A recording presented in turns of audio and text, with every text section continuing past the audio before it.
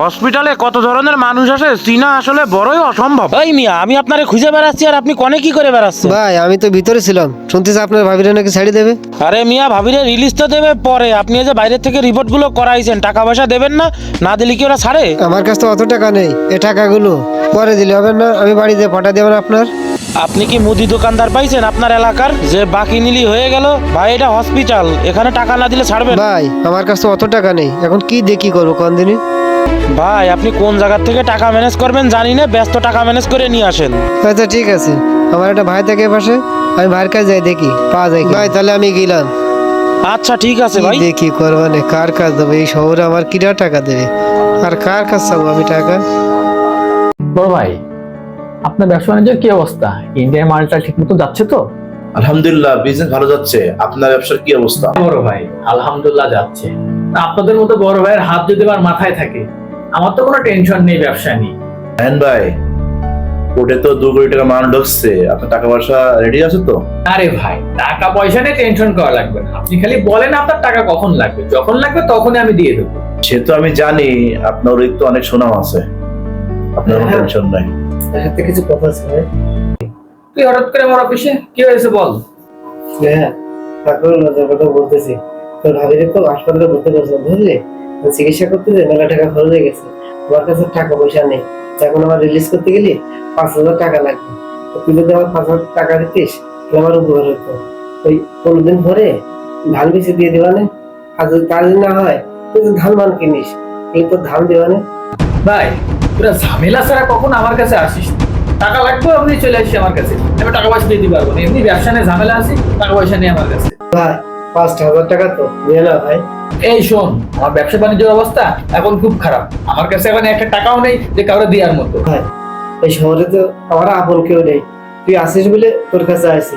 দেখ ভাই তুই দিয়ে, আমি বাড়ি যাই না, তোর বলে তোর টাকাটা দিয়ে দিবা না। আমার এই উপকারটুক কর ভাই, আমি বাড়ি দিয়ে দিবা না।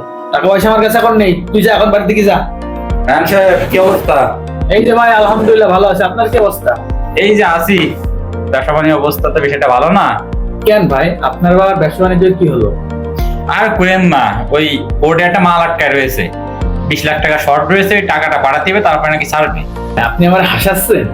আপনার মতো লোকের কাছে 20 লাখ টাকা কোনো ব্যাপার? তা মালটা ছাড়াই নিন। আরে টাকা পয়সার তো সমস্যা নেই, কিন্তু বাইরে থেকে আরো কিছু মাল আইছে, বেনাবলে কিছু মাল আটকে আছে, তারপরে মালয়েশিয়া থেকে কিছু টাকা পাঠাইছি, এই জন্য ঝামেলা হয়ে গেছে। তাই এই জন্য আপনার কাছে আসলাম। আমার এই 20 লাখ টাকা লাগবে, আপনার আমি 6 মাস পরে দিবানে, দিতে পারবেন? ভাই এই ব্যাপার, এই সামান্য কিছু টাকার জন্য আপনি আমার কাছে আসলেন? আপনি তো আমার বেনাপোল থেকে ফোন দিলে আমি টাকাটা পাঠাই দিতাম কারোর মাধ্যম দিয়ে। আরে আমি যাচ্ছিলাম আপনার অফিসের সামনে দিয়ে, তো ভাবলাম আপনার সাথে একটু দেখা করে যাই আর টাকাটার কথা বলে যাই। আরে ভাই সমস্যা নেই, টাকাটা আমি দিয়ে দিচ্ছি। আর এখন তো লাঞ্চের টাইম হয়ে গেছে, তখন আপনি যেও বা কি করবেন? আর যে সাইদ ভাই আছে, আমরা সকলে একসাথে বসে লাঞ্চ করে একটু আড্ডা দিই, তারপর আপনি যান। আরে ভাই ওরকম সময় নেই, আর যেহেতু এলাকায় রয়েছি, আপনার বাবির সাথে লাঞ্চ না করলে আবার রাগ করবে না, তাই বাসার দিকে যাচ্ছি। আচ্ছা, আপনি ঠিক কথা বলেছেন। আপনি তো আবার ভাবির ছাড়া কোথাও লাঞ্চ করেন। আচ্ছা ঠিক আছে, আপনি যান, আমি আপনার অ্যাকাউন্টে টাকাটা ঢুকাই দিচ্ছি। আর 20 লাখ নাই, 25 লাখ টাকা দিচ্ছি। যদি আবার 5 লাখ টাকা শর্ট করে, এই জন্য 5 লাখ টাকা বেশি দিচ্ছি আপনাকে। আরে ভাই সমস্যা নেই, 20 লাখ দিলে হবে না। ঠিক আছে ভাই, আপনি বাসার দিকে যান। আপনি বাসায় যাইতে যাইতে দেখবেন টাকা ঢুকে গেছে অ্যাকাউন্টে। হ্যাঁ আমার 5,000 টাকা একটু ম্যানেজ করে দিয়ে না ভাই। তুই এখন এখানে দাঁড়ায় আছিস, তোর বললাম না চলে যেতে? যা বাড়ির দিকে যা।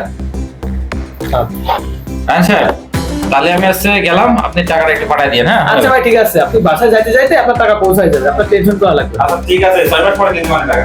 আর তুই এখন দাঁড়ায় আছিস কেন? যা সোজা বাসার দিকে যা। এই ভাই দাঁড়াও। ভাই কিছু বলবেন? হ্যাঁ বলবো, তুমি দাঁড়াও। রান সাহেব, হ্যাঁ ভাই বলেন। উনি তো আপনার আত্মীয়, ওনাকে আপনি 5,000 টাকা দিতে পারছেন না, কিন্তু সাদ ভাইকে আপনি 25 লাখ দিয়ে দিচ্ছেন, বিষয়টা কেমন লাগছে না? আরে ভাই, সাদ যদি আমার কাছে 20 লাখ টাকা না চেয়েও যদি 50 লাখ টাকা দেয়, তো তাও আমি সাদকে 50 লাখ টাকা দিয়ে দিতাম। কারণ ওনাকে 50 লাখ টাকা দিলে পরবর্তী থেকে ওনার থেকে আমি 1 কোটি টাকা সুবিধা পাবো, এই জন্য আমি ওনাকে 20 লাখ টাকা দিয়ে দিয়েছি। তারপরে ভাই, উনি তো আপনার আত্মীয়, ওনাকে 5,000 টাকা দেওয়া উচিত না? আত্মীয় ঠিক আছে, কিন্তু ওনারে 5,000 টাকা দিলে ওই 5,000 টাকা আমি কোনোদিন পাবো না। আর ওর চিকিৎসা করাতে আসছে, কাছে টাকা নেই, চিকিৎসা করাতে কি করতে আসছে হসপিটালে?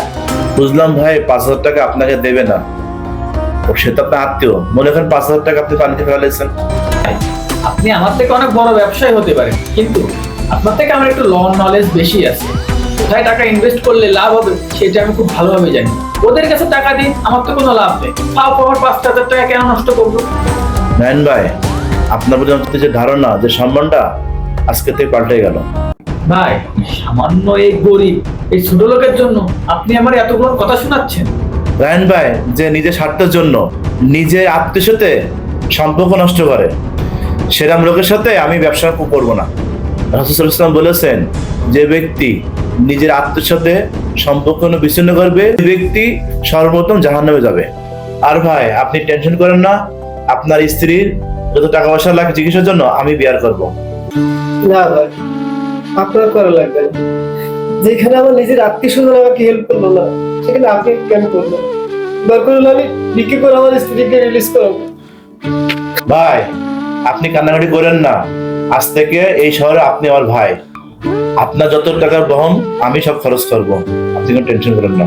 বলেন ভাই, আপনার স্ত্রী যত খরচ লাগে আমি আপনার সব বিয়ার করবো, আপনি কোনো টেনশন করেন না ভাই।